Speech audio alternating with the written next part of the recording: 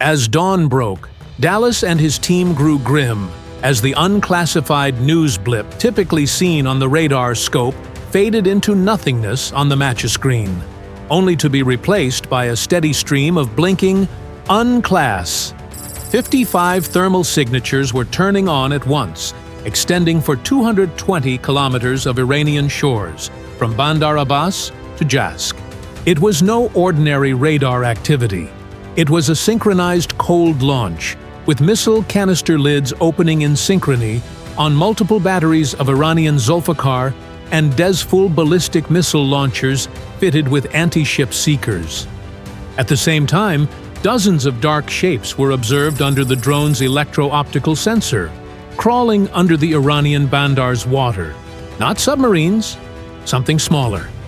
Iran had launched Swashbuckler and USW, a whole undersea swarm of drones, midget submarines, and scores of unmanned underwater vessels were programmed to seed the shipping channel with mines. The trick was in the bag. What the USS Theodore Roosevelt and her battle group did not know were that they were in fact standing on what became the killing floor. A 12-hour prior, a broadcast on Iranian state television had jolted the world awake. With the finality of a death sentence, an IRGC brigadier general read a statement, giving the Americans 72 hours to pull back all of their warships, aircraft and reconnaissance equipment south of Ras Al-Khu to Ras Musandam, or they would face consequences beyond your imagination. The countdown began. At the Pentagon, the Joint Chiefs had an emergency meeting, and the Secretary of Defense moved Fifth Fleet from DEFCON 4 to DEFCON 3, meaning that all assets of the carrier strike groups were on 15-minute alert to launch.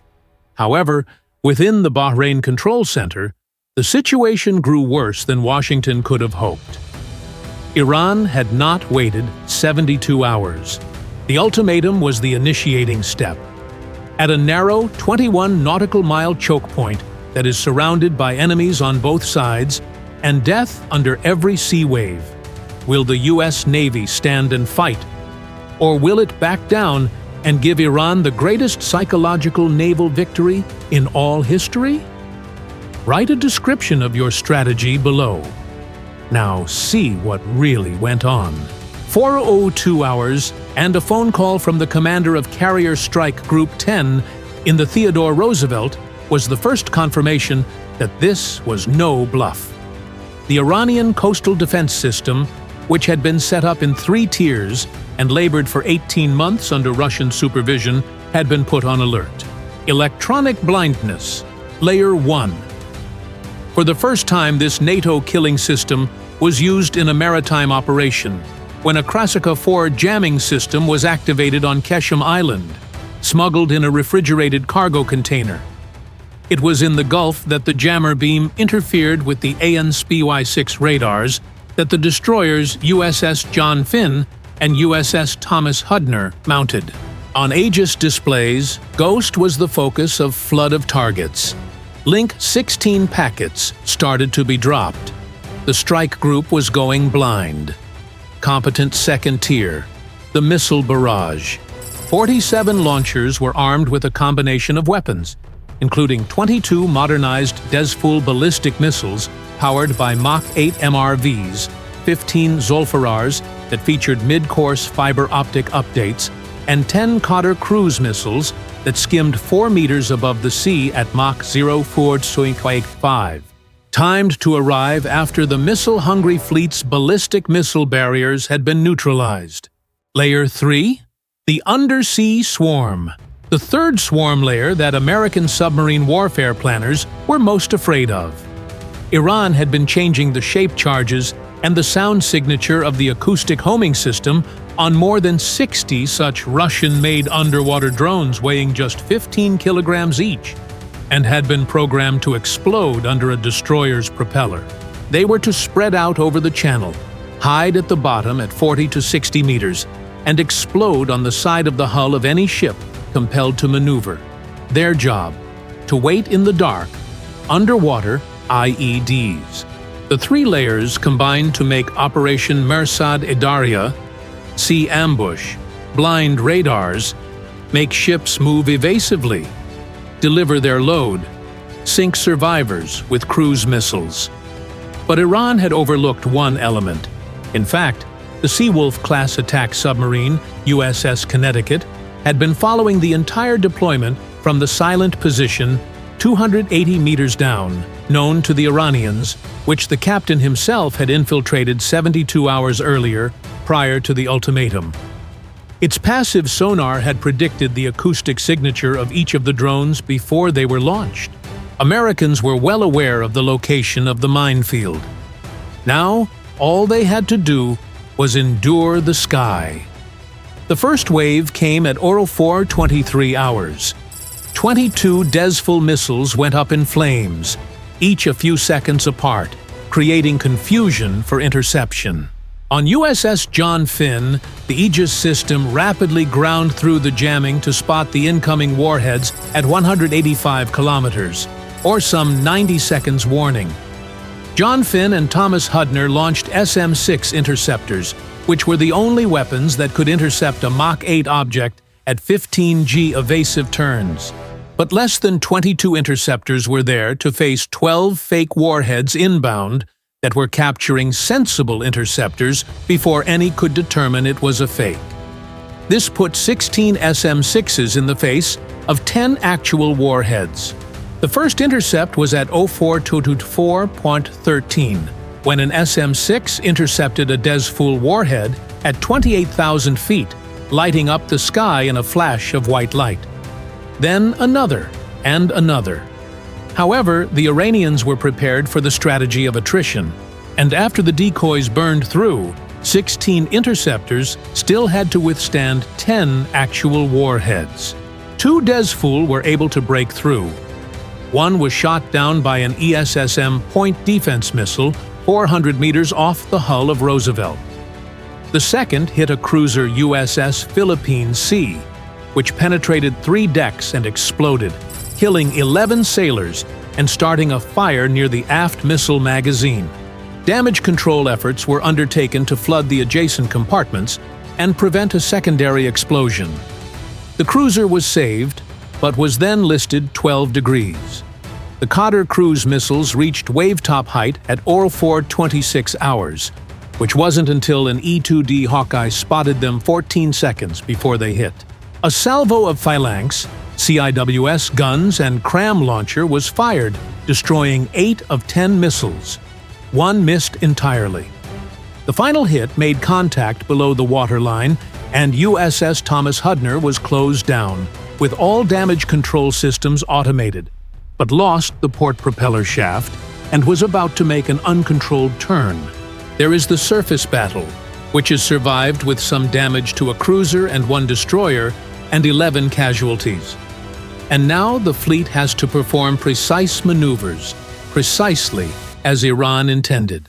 The mapped locations of all 63 3 underwater drones were transmitted by a burst transmission buoy. One of the drones, which surfaced at 04:29 hours and transmitted its data in 0.8 seconds before Iranian systems located it. Instead of holding position, or even inserting in between the drones into the gaps, the 5th Fleet Commander opted for a third option, as 2 MH-60R Seahawks took to the end of sonar line to systematically destroy 41 drones with Mk-54 torpedoes over a period of more than 11 minutes. The Connecticut briefly appeared and fired a sonar burst, activating all of the drone's homing mechanisms, increasing their volume and frying the homing circuits on the remaining 22 drones, making them explode or detonate. The undersea trap was demolished. But Krasuka 4 was still jamming, and now Iran, its sea ambush failed, was ready a second strike that was meant to finish the job. The RQ-170 identified a fresh wave development, Fatah-1 hypersonic glide vehicles, which can travel at Mach 13 and have maneuverability that no defense system has the capability to handle. There would have been no interception. If they launched with guidance intact, there would have been only casualties. It was a decision which had been made in less than 3 seconds by the commander of the Fifth Fleet. The Krasukha 4 should be destroyed. 2 F-35Cs were launched at 0501, each armed with an AGM-158C LRASM with a land attack profile, and provided with synthetic aperture radar imagery of the container. The missiles, released at 180 nautical miles, descended to wave-skimming altitude. In fact, one was destroyed by the Iranian Tor M1 and Khordad 15 defense, while the second managed to penetrate and blow up Krasukha 4 using a warhead weighing of 450 kilograms. The jamming beam was cut off in an instant. All radars in the Gulf became steady. Link 16 resumed. Iranian controllers were reluctant to pass hypersonic targeting data over unencrypted, open, and now exposed frequencies without electronic cover. The second launch produced a fruiting body, but it failed to escape. During that interval, the Roosevelt deployed an entire Alpha force of 18 Super Hornets and 6 F-35Cs to bomb the launch sites, command bunkers, and fiber optic control nodes of Operation Mersad-e-Daria.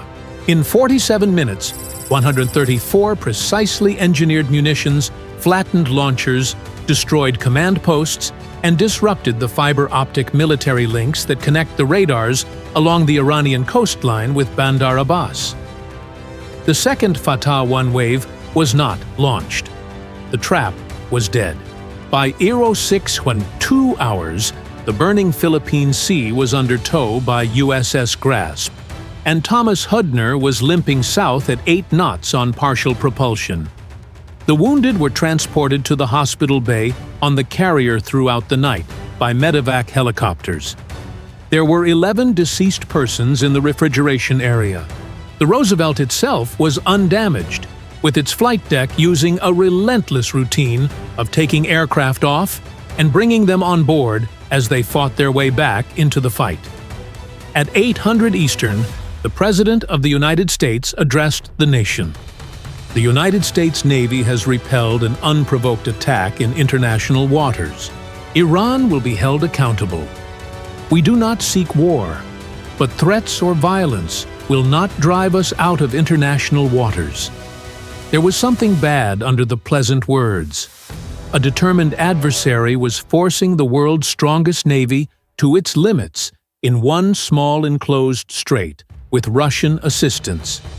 The fleet had been almost completely blinded by the jammer. The swarm of drones was almost effective. The Fatah 1, if launched, would prove to be a problem which few current systems could effectively challenge.